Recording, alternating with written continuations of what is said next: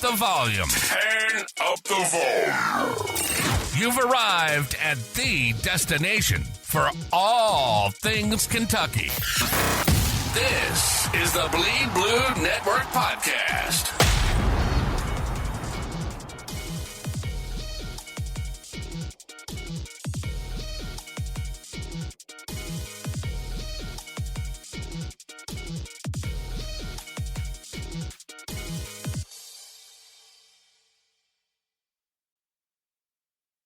What is going on, Big Blue Nation?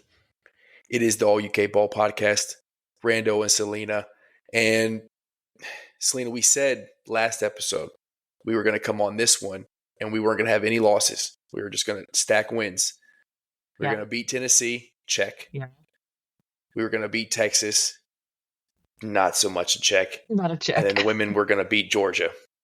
Which they did. Big check. And actually, we forgot the non-women's check as they got smacked by Texas. I think that happened in between our last show too. So, yeah. No. yes, 2-2. Wednesday? Yeah. When did we record last? Our show. It was last week. They got smacked. It was last Thursday. Maybe we did record up Texas, but either way, it was a bad. Ole Miss sweeps us men and women. Texas sweep us men and women. You know what? That's what I was thinking about that earlier. Like, it's like the women would lose to a team and the men lost to a team. I'm like, what parallel universe are we in right now? Like, what are we running? This is ridiculous. Yeah. At least the women's Texas team is actually good. The men's, unfortunately, not great. They say there's no bad loss in the SEC, and I think that's true. If you're not a Big Blue Nation truther, if you're one of us, then there's not necessarily a good loss ever. But yeah, sure. That being said, can't be like some of those folks out there. Happy the team that we have is not as mentally weak as some of the fans, because good Lord, the season is not over just because of that Texas loss. It is frustrating, but we're not go ahead and cashing in on the season because of another disappointing loss. And I say another because that is frustrating. We can be frustrated. We don't need to actually just go off the ledge and act like this isn't a good team. We've had poor performances individually and as a team, but we've also had excellent performances individually and as a team. And when you're missing your point guard 1, your point guard 2, and your emergency point guard, and PG3. Yeah, like I don't know what you're supposed to do. And so I think the only thing that is frustrating, or one of the things that's frustrating, is the fact that game was ours to win and we let it go, even with all that adversity. But let's start off with Pope's radio show he was on today. I thought the first little nugget was awesome. That the first question out of the gate was, talk to us about those terrible lane violation calls on Amari and Ortega. And almost emphatically and definitively, it was definitely definitive, Pope says those were not lane violations. And he did go back and he was like, yes, you have to split them up frame by frame. He said Amari's was pretty clear, even in the live game action. He said that Ortega's was closer. You did have to go frame by frame, but he noted that Kentucky is always in contact with the conference and that the referee has been made aware of his shitty calls.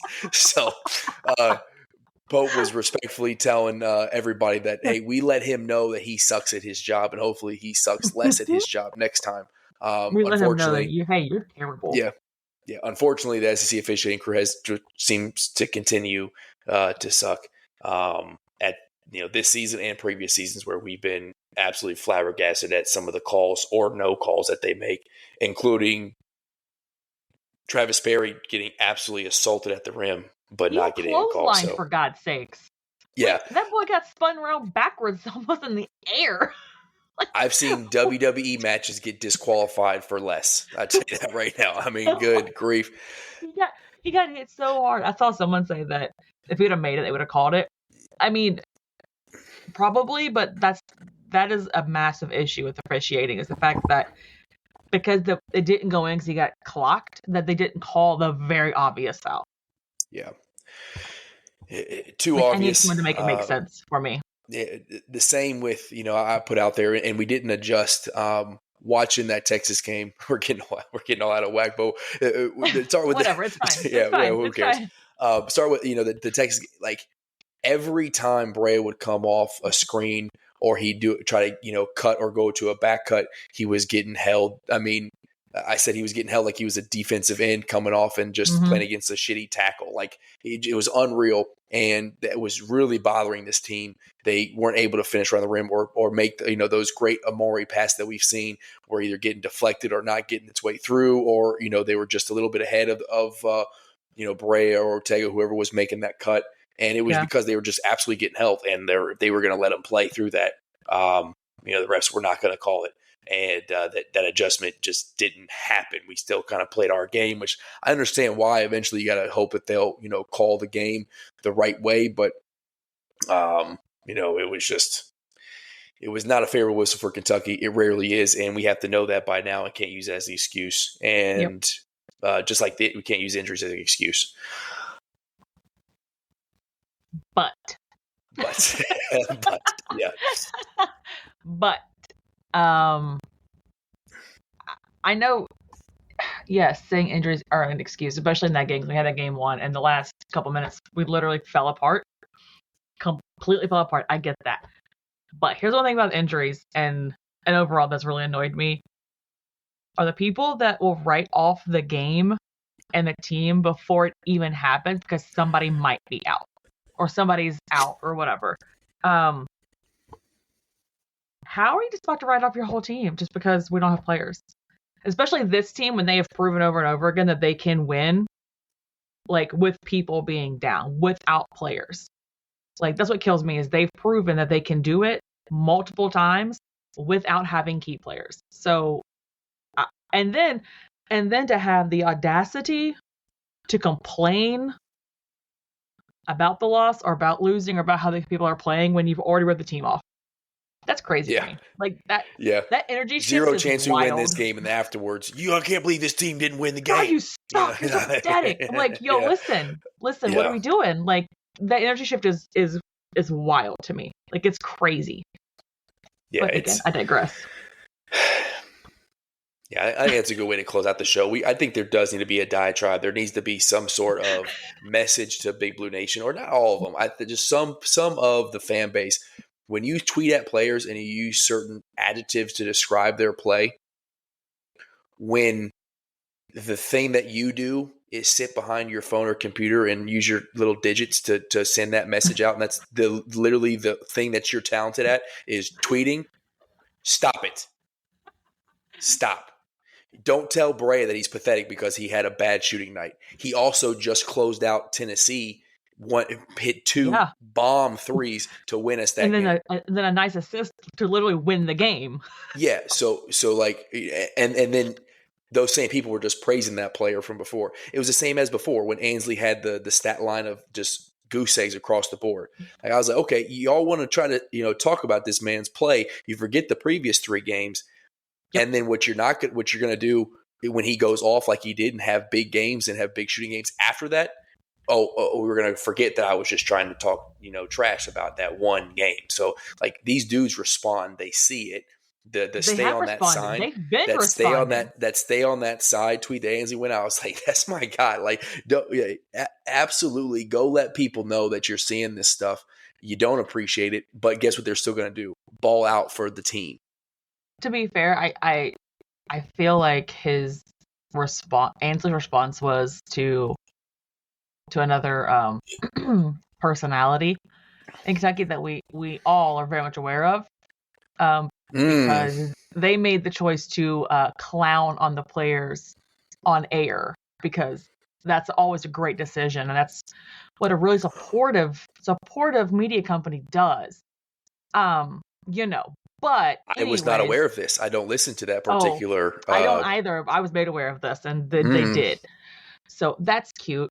But not surprising, also, to be fair. Not surprising at all. No, not at all. But so the players do see it, especially as J-Rob literally responded to someone calling out his quote unquote body language bullcrap that happened. Yeah. They see the stuff that we tweet, that people tweet. Like, they are actively aware of it. And the best part of it is the people that are tweeting this stuff probably would not be able to handle the same things being said about them. Oh, no way. Zero chance. Like, they would probably report you or block you or log off or something, equally weak. But I digress. So. Well, I said that was a good way to close out the show. Screw it. That's a good way to start it out. Boom. We're 10 minutes in, and we're saying some of y'all suck. Most of y'all are great. Some of y'all need to look at yourself and be like, stop doing what I'm doing right now because it's not okay. It is, in fact, pathetic what you're doing. But, I shared these Tennessee notes with you after the win because I was like, you know what? Let's start being a professional podcast. Let's actually take some notes and come into the show ready to talk about something. But then we had the Texas game, and I was like, I don't even know if I want to talk about a Tennessee game. I'm too emotional. But you know what? We do need to talk about the fact that we swept Tennessee. Yeah, we do. Undermanned both times, especially the first time in Knoxville. And I would say we're even more undermanned in the Tennessee game because we didn't have J-Rob this time, like at home. Like, we had Butler, but he hurt even, and he didn't play as many minutes because he was coming back from injury. Like, I would say that this time at Rupp was even more undermanned, to be fair. Yeah, arguably. It just that first play from Lamont Butler, just absolutely tone set from the first possession, was incredible. The steal in the first 10 seconds is wild. Just like, instantly letting Zakai Ziegler know who daddy is. Like, okay, you might be all SEC player last year, and I'm probably not going to get recognized the way I should because I've been injured. But just so you know, daddy is me, number one for Kentucky. I am your daddy. What's up? Yeah. Pat him on the head as he went by and said, I appreciate you like to play basketball, but I'm going to show you how it's done. And then, you mentioned the injury. The way the air, I mean, I'm watching from San Diego in my garage, and he goes down, and I could feel the air get sucked out of Rupp Arena when he went down grabbing his shoulder. Oh, oh my God. I lost my mind. I'm going to cry. I'm literally going to cry.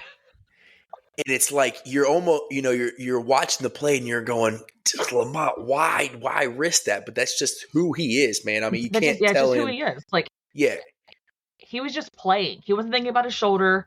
He was just playing the game.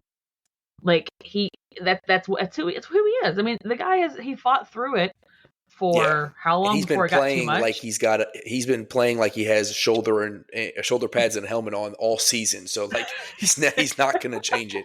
But it just, and so the absolute, like, the atmosphere in Rupp completely changes. Yeah. Then we go down a point, and the team could have easily just given up. I think at that point Lamont had even come back, on the bench in his jumpsuit. He was on the bench, I think, at that point, yeah. And the report was players asked, "Are you coming back?" And he said no. So, like, could have easily just been defeated at that point, going down. Mm-hmm. And then, all in all, just Trent Noah, breakout game for him the whole way, and was in there to close out that game, which was massive. I thought, especially in the first half, and then when to spell Lamont Butler, and then when he got hurt, I thought Travis Perry played great minutes defensively. Had a couple big threes, timely threes, but the way he was able to, stay in front of Zakai. Now Zakai punked him a few times, and he just, more of that experience play. He'd get him on his back, and he was just, able to. Either in that pick and roll or the lob play to Okpara, or Milicic was just killing us. Only consistent player on Tennessee. But I thought Travis Perry played big minutes, especially defensively. And then, you mentioned to close out that game, Kobe Barea and Ortega just saying we are going to will this win. Yep. When Kobe made that first one, NBA range 3, got into his gather dribble just like he likes to, and that one went in. The next one, there was zero doubt. I'm pretty zero sure doubt I called that thing money. was going in. I was like, money. I'm pretty That sure I yelled rim money out loud. was looking 4 times the size as it normally does to him. He was that thing let go cash. And the best part was the video that they had. You could see Ansley stand up and just run to the. He was like he knew it too. Everybody on the bench knew it. Just Kobe's going to drop this one. And then the almost backcourt violation tip. Kobe gets it back, and then the alley to Ortega to really seal that thing. I want to shout out though Mountain Mamba because Trent, I know everyone has shouted him out, but like that, and I've said it multiple. That kid plays fearless, like absolutely fearless. To hit the threes that he did, he had defense, he had good rebounding. Like, I think he's just a fighter, man. He's just the boy is a baller. He fights like you always have to be talented. You have to be talented to step on the court of Kentucky. And do Travis Perry and Trent Noah need to grow up? Basketball IQ, basketball, presence on the court, physicality. Even Trent Noah, he will get better in that thing. So he's the best freshman right now, but he'll get better. They do need to expand their roles and abilities for college basketball. But golly, they are getting big minutes and they are stepping up and they are doing things that we didn't expect them to do at this point. Especially Trent Noah, who once upon a time was told he wasn't good enough to play here. The dude just has the fight mentality. And I think we're seeing that even in Travis Perry, who I think you told me, I didn't know this. He told Cal, like, hey, I'm going to make you play me. I'm coming to Kentucky. I'm going to make you play me. Yeah. That is the word. And I don't think I think it's Tennessee game. Yeah, it was where there was a moment, where Travis, you could tell he stopped thinking and just played. It's when he had the dribble. Good God, the dribble. The little floater off the backboard. Yeah. Yeah. He could tell he just stopped thinking and played.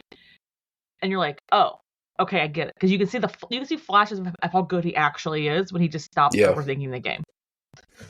Which is fantastic. Because that gives us, good proof of the future. Both of those kids are going to be really good. Especially after they get another year of conditioning under their belt. Right? They get a little more muscle definition and stuff onto them and better conditioning. They're gonna be so good, and I can see them both having a very prominent role next year. Even the class wave coming in and everything, like they're good enough to play with those kids. I think. I could be wrong. I don't know, but I think so. No, I 100% agree. I think we're gonna see, floor general Travis Perry. Like I don't know that he's ever gonna be the bucket he was in high school. You hope he gets there. That's different, Yeah, the defense is exponentially better, especially in the SEC. But one thing a scorer can always do is score. He just got to figure out how to kind of change his game, right? And but you can see him starting to be the presence that he needs to be as a point guard and facilitate the offense. So if he can be a facilitator who also can get going from distance or score multiple ways. We don't need him to score 5,000 points like he did for in Lyon County. No, we don't need that at all. Need him averaging 10, 12 a game, getting 6, 7 assists a game, right? That's massive. That's success, especially for the talent that we have coming in next year. But yeah, Trent stepping up, just hustle minutes every single time. The energy that he's on the court, when he's on the court, the energy is just different. And unfortunately, he was not on the court to close out Texas, and the energy was just different. But we'll get there. I don't understand that one, but you and me both. But I also will say the Texas game, the game changed whenever Andrew Carr went out. Whenever they fouled him out of the game, it completely changed. So. And I know Andrew has not been playing like he was before he got hurt. Y'all, back injuries suck. They're so hard to come back from. Like, the back is so finicky and it's so like reactive to everything you do. But I feel like he had flashes in Texas game of showing what he was before he got hurt. Like there were bits and pieces that were like, oh, okay, yeah, like he did some things that he had been doing. He's starting to get a presence around the rim again. Yeah. If he can just figure out how to get that little 12, 15-foot jump shot to go again, he'll be okay. He's not everything's short still. So that, like you said, the legs aren't on the rim yet to be able to get that shot above the rim. Right. But before we leave the Tennessee game, talking about players playing out of position and stepping up, just as big as those threes from Kobe or the alley-oop to Ortega was that freaking step through Euro and one by Ansley. Like, hey, I am not just a corner three specialist. Yes. Put me back on the streets of New York and let me ball. That's what he did, man. He was just absolutely that was a clutch bucket. And God, every time he does something, or one of the teammates, when he's on the court and he is constantly running his mouth and looking at the fans and talking, I love it so much. All the time. I love it so much. And he's looking at you like, go say something back, because I will drop you, fool. Like he's definitely a terrifying is not the right word, because we've talked to him and he's such a nice dude, but he is a presence on the court, dominant presence on the court for sure. He's definitely one where you think twice before you want to, say something. It's like, all right, I'll just let him talk shit, because he looks like he could just drop me. Him and Kerr are grade A shit talkers. Yeah. Well, Ansley looks like he could drop you, and Kerr is literally psychotic. Ortega's been running his gator a lot lately too. He has. He got talked to by the ref, and then the Texas game. Like, all right, now you kind of get slow. We don't have to talk down at these guys every time you score on them. He's like, yeah, dude. I really wish we would have won that game too, because that tweet about the Texas coach leaning over going, Ortega is a problem. That would have hit so much better if we got that W. You know what, though? That's a great gift for us to use the rest of the season when we know it's going to be a problem all year. Yeah, he is, and all right. Let's just get into it. Texas. We've been here and we left or come back again. Okay, we're circling it back. Let's go. That's how this emotional it is. Yeah, for 36 minutes of that basketball game. So what, an hour and a half, hour, 40 minutes of real time? Yeah, something like that. I was sitting here, knew we were going to win that game. I was watching this team play. They were fighting their ass off. Amari was just doing what Amari has been doing the last just figuring out a way to score, living above the rim. And then 3:36 left in the game. And the just gas tank was empty, especially for Amari, who was the best player on the court in a Kentucky uniform. Like he was everywhere. Yeah, and the offense, the ball was finding him. He was facilitating. He was the offense. He was playing defense. He even drained a three like it was nothing. Yeah. Like, I was like, oh, God. Oh. Okay. They're like, don't do it again. Yeah. Don't do it again. And he did. He did do it again. But he had to both times, to be fair. Like, no one else was doing anything. He had to do that. Then it just watching him kind of revert back to the Amari we were seeing at the beginning of conference play. I was like, dude, you are a massive human being. You have the skill set. You can absolutely put a body on a body, offensively and defensively, fight for a rebound, block a shot, do whatever you need to do. Your length, your lateral quickness is good enough to extend that defense out to 3-point line. All those things that he had been doing recently that we were asking him to do at the beginning of conference play. I don't know if it was just if it was a gas tank thing, if maybe he just kind of just thought the game was won. Hey, we're going to do what we've been doing, and we're going to close this thing out in the last 4 minutes.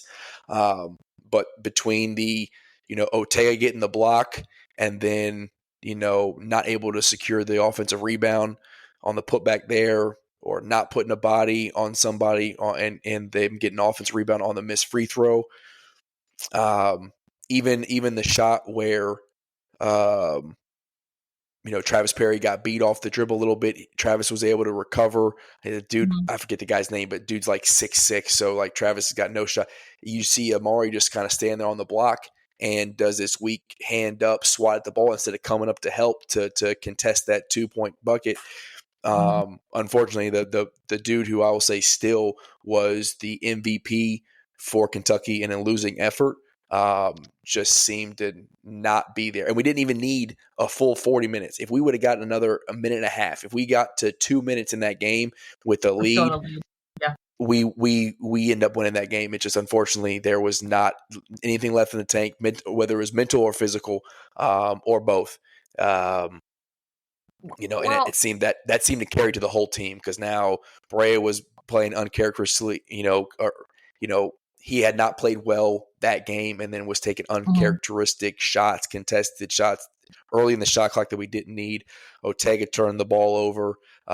Team's not talking. He had that terrible fadeaway. Like, son, what are you doing?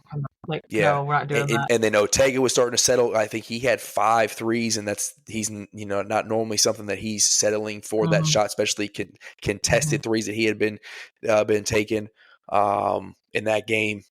First time I think I've seen the team that late so scattered, especially the turnover we just mentioned. With 30-something seconds left in the game, he just throws it in between 2 people, and they all kind of looked at each other, shrugging their shoulders, kind of going back and forth. First time I had kind of seen that in this team, and yes, definitely frustrating to have that game won and then let it slip away to a less talented, inferior team. But I don't know. What are you going to do? Everything that I just mentioned right there, that not being able to close out the game, you have Lamont Butler, you have Jackson Robinson. You're not even in that position to be there, and even if you are, you say, hey, my top 2 players, go take this rock and win me a ball game, and we just didn't have it. I think if we even had one of those, we're fine, to be fair. But I will say, in regards to Amari rebounding, there are a couple of times where he was the only one rebounding, and Texas was crashing the boards, and he'd be on one side, ball go the other side, and he was trying to get back, and he literally could not just get back as fast as the ball was going. And he was the only one rebounding. A couple of times he did that. I think when the one guard got like 2 or 3 in a row, like Amari was trying to rebound the ball, but he was the only one down there in the sea of white jerseys trying to get the ball, and no one else was helping him. So that was frustrating. I also need to understand, and don't get me wrong, I love Kobe, but why does he just disappear sometimes? Like, why does he just sort of is it a mental thing? Like, is it, they threw me off, I can't get back into the rhythm of the game? You know what I mean? It wasn't, because the Kobe of Tennessee versus the Kobe of Texas, completely different player. They weren't even. Maybe it's a shade of orange. He just hates that ugly ass shade of orange. It's like a bull when they see red. It's just like that's how he is. My honest take of that is, when you have a player like Kobe who has a skill set like he does, and you make him, or he's forced to play out of position. He was a primary ball handler a lot. If it wasn't Amari and it wasn't Ortega, he was the third option at the top of the key, starting the offense. And especially when the offense is limited and they're able to face guard Ansley and Bray like they are, and he's having to run around. The inconsistency comes from when a player has to play outside of his position. I think you don't know necessarily what you're going to get. He could get hot. He could then be cold. He's just not used to that, especially when it's back and forth. We're healthy. We're not. He's playing the 3. He's starting. He's not coming off the bench. So I think maybe that's why the inconsistency is for Brea. Again, you just got to kind of hope that water finds his level and he can it's not a 0 for 6 and then 7 for 6 and then 0 for 5 and then 5 for 8 type thing. It just, consistently, if he's going to get up 6, 7 threes a game, which I'm hoping he does, shoot them all, that he's getting to that 45, 50% mark every game and not shooting 90% some games and, 0% others. I mean, I get being out of position and stuff, but it wasn't even that, because there were times in Tennessee game when he had the ball in his hands, because especially after like Lamont and stuff went out, where he was more aggressive even then. Like, that's the thing, is it's not even like, and I get like starting, and I understand that, but also as a fifth year player, like mentally, that shouldn't be something that throws you off that bad. You know what I mean? Like, he's been there before. He's not a freshman. He's not new to this. But I'm not saying like that's not valid, because it probably is, but it's also like the aggressive level is completely different. Like, he drove the ball a lot versus Tennessee. Like, he was aggressive with the ball. He was driving the ball to the rim, not just shooting threes, right? Like, he was looking to actively score. And I feel like in this game and in other games, there's been where he's not hunting to score. He's like, if it happens, it happens type of thing. Does it make sense? Yeah. Like, it's hard to explain, but like, I know. I get what you're saying, and yeah. I think that's, I think we're saying the same thing, kind of just a little bit different. Is the 52% 3-point shooter Brea was not a primary ball handler. He was able to kind of get his shot scheme to him, catch, dribble, shoot type thing. Now he's having having a point guard one to help him create his offense and not him being forced to create his own offense, I think is what is where you become inconsistent, where you ebb and flow in the shooting percentages there. Because if he gets one to go in, okay, hey, I'm in my zone, let's go. And all of a sudden, or he shoots the first three and they don't go in. Now he's in his head and he's forcing things, or he doesn't want to shoot because he thinks he can someone else can get a better shot. It's something special to have Kobe-esque, Michael-esque, even, Steph Curry-esque kind of mindset of like, I can shoot 30 shots and they could all not go in. But guess what? The 31st shot is going to drop. I'm confident the 31st shot, like I can go 0 for whatever. The next one is going to go in. There's something special to have that it's special to have that kind of mindset. And it's easy to let yourself get out of that if you're not just inherently super confident in your abilities. And I think everybody in this team there's sometimes maybe a lack of awareness of like, hey, we may need you to be selfish or whatever it is to kind of get this thing going. I will say we have a very unselfish team. Like, they're very unselfish in general. Yeah, and there's only been a handful of times where I've watched an isolation play of just, okay, we're too much dribbling. A lot of times it seems to be a kind of Ortega because he's the dude who can get downhill. So I think the default is like, hey, let's just put the ball in his hands and see what he can do with it. Even though he's not the best ball handler, but he is the most aggressive, physical, getting downhill and finishing at the rim, especially with Lamont not being in the game. But yeah, now we got Vandy, and I think this is as much as we have to. I hate saying must win because it's not a must win. If we don't win, but I agree. I think we got to win it. We have to win. And it's also just mental, just like a mental thing too for the team, for the fan base before we go travel to Tuscaloosa and face a really, really good Alabama team. Yeah. Just to get a win, get back over, head above water, over 500 in conference, and then just let's see what happens. Maybe we get Jackson Robinson back for Bama, or maybe we're able to everybody just hitting on all cylinders. But there's one dude, that Edwards kid, you got to stop him, and you can't let McLaughlin or whatever the hell his name is, 99. Beat us in the paint again like he did before, because he just absolutely ragdolled the 4s and the 5s down low. And then when he was able to stretch the floor out and hit a couple threes, our guys didn't want to step out there and guard him. So hopefully it was just that terrible gym, elevated gym that just has some bad juju all the way around it. Terrible gym, awful. I'm going to say it.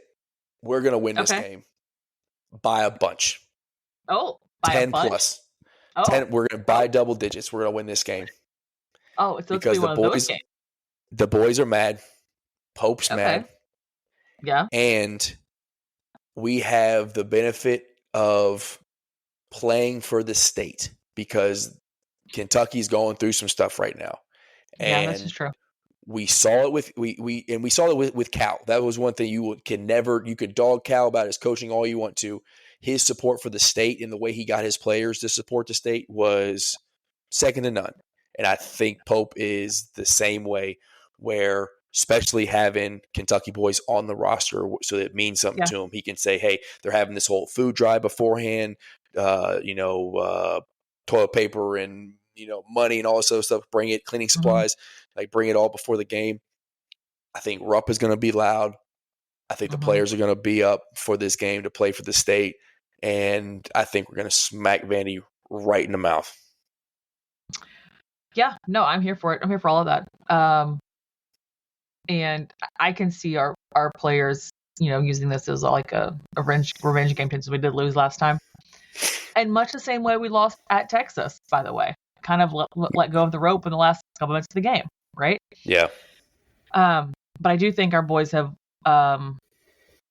learned to guard the 3-point better, especially on bigger guys that can shoot, because you're not used to seeing that, obviously. But we've played a couple now that can shoot, like they are from South Carolina, and whatnot. That I think we've learned that lesson a little bit. But I do think we'll win, and I would love to see Pope do a 1-3-1 zone.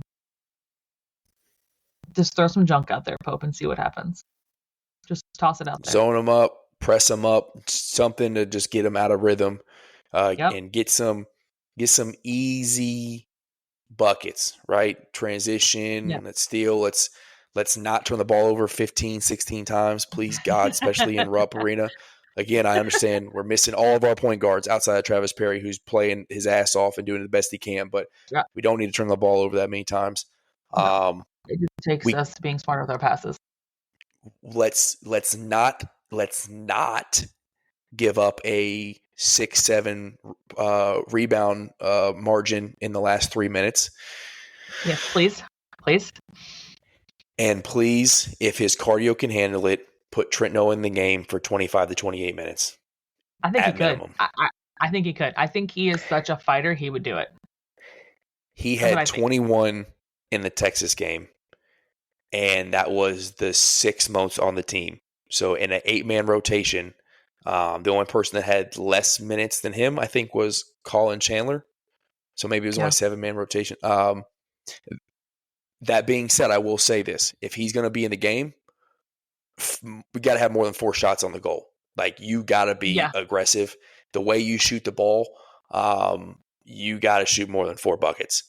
Plus, he has ridiculous range. Like, he shot that one Cincy game from freaking the scorer's table. Like, I mean, the one he hit in Texas was damn near 30 foot too. I mean, it was just he. You said it before. Let it fly, fearless. Trent. Let it fly. Just let it go. Yeah. I mean, we all know that Pope gives people the green light.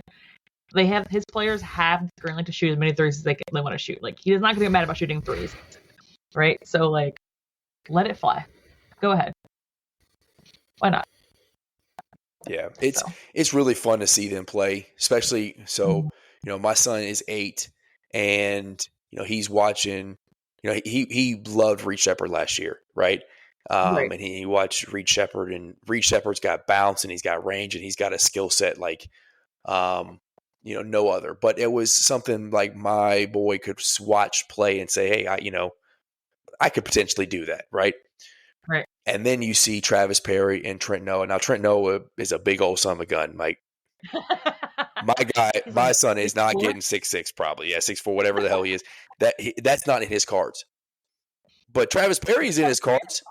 You know what I'm saying? Like, That's possible. Like, so to let him see, like, hey, hard work and effort and being in the barn and getting up shots and doing those things and just being fundamentally sound, you can go play ball at the biggest level. Like, that is so much fun for, especially as he's becoming aware and he's playing himself and he's starting to, understand the game and love the game. It's really, really fun to watch these guys play. And if they're, like I said before, when we cut in that embarrassing ass Ole Miss game, we cut it down because Travis Perry and Trent Noah are in there just fighting, right? Right. So if they're going to do that for you, put them in there and let them fight. They may not be the most talented, but we don't need the most talented. We need talent and effort to go win ball games. I agree. I think right now effort's a bigger factor than talent is, just because there are times like toward the end of the game where our effort seems to go down, and then we've lost a couple of those for that reason.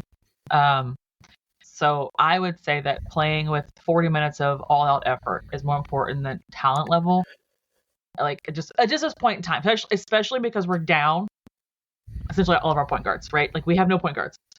So every player playing as hard as they can play for 40 minutes is way more important than anything else at this point, because we can't let go of the rope in the game. Like we lost to Vandy that way the first time, lost Texas that way. You mean like Tennessee, almost lost Tennessee for the same reason. We have to give effort for the full entire game. Yeah, and I have gone back and forth with myself on the in game when I see Pope pull a player, especially when we're going on a run. But it's, you could see the analytics and the basically like the time's ticking, like, hey, the hourglass is coming close. We need to pull him so that he can last the entire game. Yeah. In game, I'm like, dude, keep these dudes in there, run them ragged, ride your thoroughbreds, because they are winning a game and they're starting to stretch a lead out. And then after the game, I'm like, but if we have another dude go down because we are taxing their body more than they can handle, like think about if we played Amari 35 minutes in a game. I don't think he could, but like say we had to, and we did it for 2-3 games, and then he just wore down, beat up, hurt going into the SEC tournament, NCAA tournament, we would be royally effed. So my God, so much so. I battle with myself on that one, because in game I want to be like, Pope, you do whatever the hell you have to do to win this effing game, right? Yep. Do whatever you have to do to win this game. And then, afterwards I'm like, yeah, but like the common sense thing is like, get to March, get healthy, get to March. Because if we're a 3 seed in March, and not healthy, but because we got some wins, versus we're a 5 or 6 seed in March, but have a full roster, yeah, I'll take it. I'll take that, because this team has shown that it can go anywhere and beat anybody. Yep, I agree. I agree. And like just you don't put us in the same bracket as St. John's or Auburn, please God. I don't want to see either one of those teams, because Auburn's so good, and St. John's, because they play like little demons on the court. Like they are ridiculous. Rick Pitino just finds a way to these dudes just to get wins. It's ugly ass basketball, but golly, they get W's. The best in the business, though. That's why. Yeah, because he can get the most out of anybody. But no, I agree. I'd rather have us all healthy. And you mentioned the minutes thing with the players, and that has been my biggest fear of the women's team. Like, has been my biggest fear. Oh yeah, you said it about Georgia, yeah. Because Georgia and Clara Strack, they play so many minutes. Like, it's, especially if the game is like remotely close. Like, so I was at the game yesterday, right, for they played Georgia, and Georgia did not come out of the game until they were up by like 25, and then she came out. And it's like, I get it. It's Georgia Amore. I get it. Like she's like a little tank. I understand that, but the wear and tear that has to be happening is crazy. Like that, and that scares me with anybody. Like girls team especially, because they are very short on subs, because they do have injuries as well. Yeah. But even the boys team, like Amari, like you said, Amari, or because Owe plays a lot of minutes too. Owe logs a lot of minutes. A lot of them, yeah. for the team. And and the SEC is so rough and tumble. Like it's so physically demanding that I would rather Pope do whatever he needs to do to get these guys rest. Like even during a game, maybe for like 2 minutes during a game, just to get them a breather and let them kind of recharge a little bit to put it back out there, than them play so many minutes and then something happen, they get hurt. Because we can't afford any more injuries. Like we literally can't take another injury. We're in trouble. So because then we're gonna be forced to play guys a lot of minutes, and then we're playing like roulette with the players. Yeah.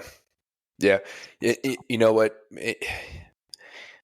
It's a tough spot as a coach, and you got to sit there and say, I got to get my guys rest. And you look at these players who have earned their right to be on this team, and you say, step up, dude, next man up. Like you are now getting 10 to 15 minutes when before you maybe got 4 or 5. And we are all waiting for that dude to be Colin Chandler, because golly, what he would do if he could just get some offensive game going, what he would do for this team. God, he's so athletic. It's stupid. Like he is, and I know people like to hate on him, but we talked about this before. He is so athletic. He's like a sneaky athlete almost too. Like you don't expect him to be until he jumps out of the gym because he's got mad hops. But like, I don't know. Yeah, we were talking about Kobe before and his kind of mentals and how he's can get pulled out of a game and ebb and flow. It's Colin's stuff has got to be mental, man. Like at this point, we've said like he has been removed from basketball for 2 years. We get that, but just like Pope was talking about Trent and Travis about, hey, they're basically sophomores now. Like Colin has had enough time in practice playing against these guys in game to and when you hear about Travis, Trent, and Colin shooting 51 for 51 from threes and in pregame shoot around or whatever, it's just like it's got to be mental. Just find a way for him to get one to go in. You're waiting for his Justin Edwards game, right? Where you're like, holy hell, 10 for 10, where did this come from type thing. But yeah, we shall see. Probably if I had a bet on it, it would be next year. I think we see that next year from him. He just kind of gets more in the flow and find his role, probably that 6-man type thing for this team. But God, if we got a Colin Chandler breakout to end the month, that would be phenomenal. I could see it happening this year because I feel like yeah, let's will it into existence. It's gonna happen this year, right? Like against Bama. I was gonna say LSU, but Bama works too. I mean, hell yeah, why not? yeah. I just because you can see him getting more and more comfortable the more he plays. You can see it on the court. He doesn't look like as much like an awkward deer in the headlights type of thing as he did in the beginning of the season. You know what I mean? Like you could see him getting more comfortable. Especially when he drives. With that haircut, he's got to figure it out, man. He looks so good on the court. Like he looks like he should be able to ball. So it's like the flow and the game aren't matching. But you can see it when he makes those ridiculous passes that he makes, those no looks that he's had, like that, and that's him just playing the game, like not thinking about it. So yeah, no, I agree. I think it's gonna happen this year, not next year. This year, and then it'll just carry over to next year. Like that's what I think. So, all right. So to close this thing out, we got Vandy. ESPN Analytics says we have an 81% chance to win the game. I hate when they give us. I hate that. I absolutely hate that. I hate analytics in general. But so I'm looking at Vandy's averaging 80 points a game. Only allowing 72 points a game. We're scoring 85.9. God, remember when that number was like over 90? And we're allowing 76 a game. Someone's got to give. I think it'll be a high-scoring game again. Yeah. I think I'm going to say we're going to beat them by 10 plus. Okay. Yeah, you did say that. I'm going to go 92-80. That'll be my score for the game. I think that's pretty aggressive. 92-80 with the missing. Be aggressive. It's fine. Be aggressive. Be. That was what I was thinking when I said that. I was thinking, be aggressive. Be aggressive. And So my energy guy, Trent Noah, he's going to have some big buckets again. Eastern Kentucky dude, he's Okay. going to play for the state. My MVP, though, is going to be Andrew Carr. This is the game. He figures it out. Post play, stretch, he gets it done. 92 to 80, Andrew Carr. Listen, you said stand on business, okay? Stand on it. Yep, that's right. So I am gonna say, God, I don't know.